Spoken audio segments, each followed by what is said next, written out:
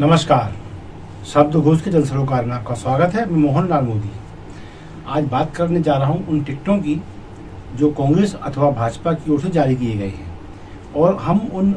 दावों की पुष्टि करेंगे जो पूर्व में चुनावी आकलन में शब्दघोष द्वारा व्यक्त किए गए थे, और अब जब टिकट सामने आते चले जा रहे हैं तो ये पुष्टि हो रही है कि शब्दघोष ने जो आकलन किया, सर्वे जो किए और सर्वे के आधार पर दावे किए कि अमुक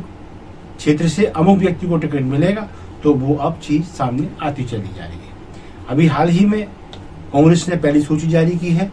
और भाजपा जबकि अपनी सूची की श्रृंखला की बारी जारी करती चली जा रही है,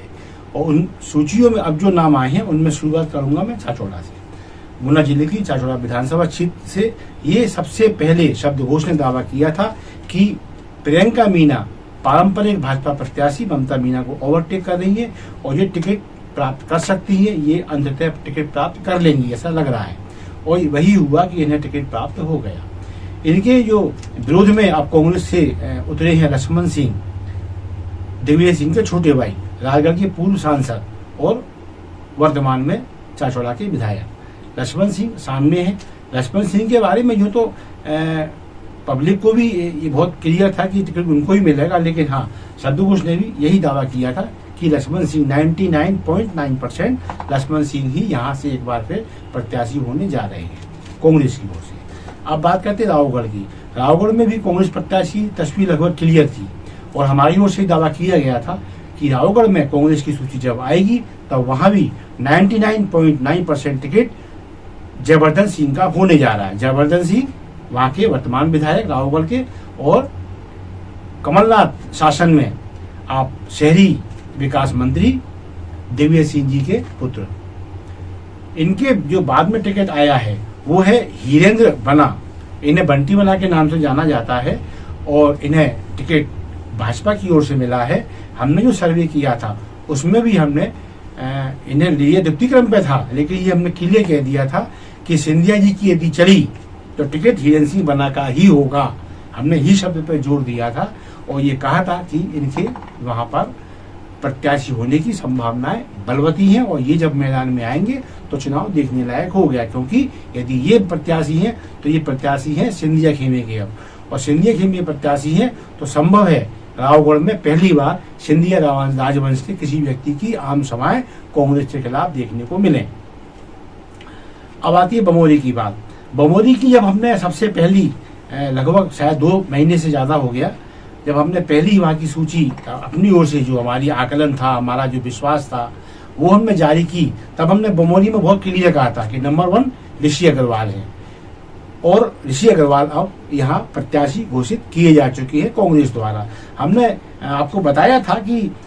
ऋषि अग्रवाल के जो पिताजी हैं वो बमोरी के पहले विधायक रह चुके हैं, और उसके बाद लगातार वो 2 चुनाव हारे।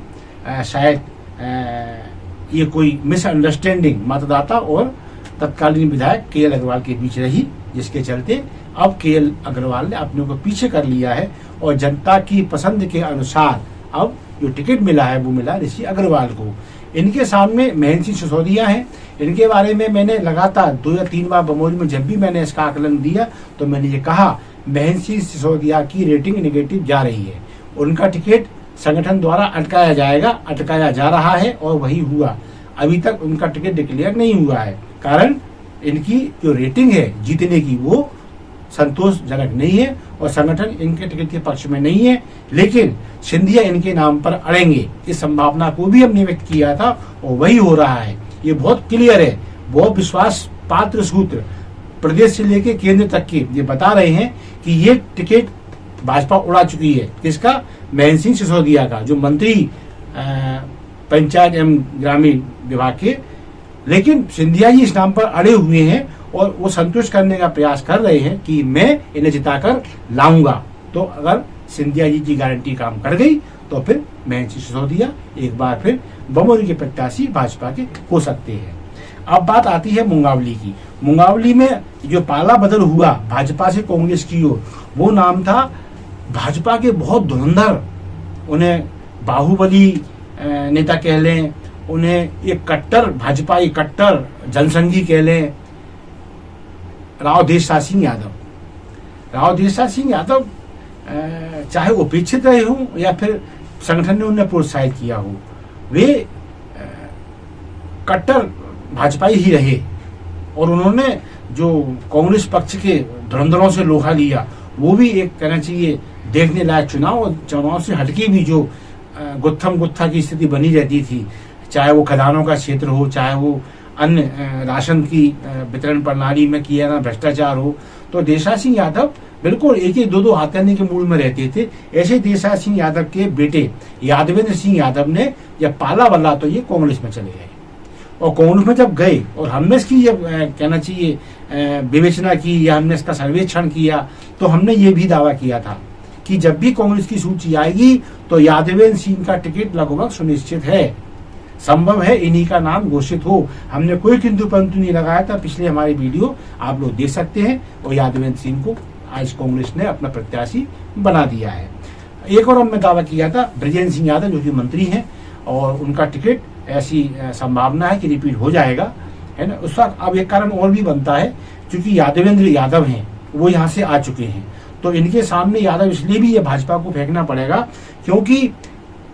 जगन्नाथ सिंह जो रघुवंशी है वो चंदेरी से प्रत्याशी हो गए हैं। चंदेरी से प्रत्याशी जगन्नाथ सिंह रघुवंशी हो, यानी रघुवंशी, और यादव मंगोली में ना हो, तो तय मानना इसका नुकसान चंदेरी विधानसभा में भाजपा को होना निश्चित है। क्योंकि अशोकनगर क्षेत्र में एक बहुत बड़ी कहना चाहिए विडंबना है कि जहां यादव बैठता है वह रघुवंशी नहीं बैठता, जहाँ रघुवंशी बैठता है वहां यादव नहीं बैठता है। और यदि भाजपा ने चंदेरी से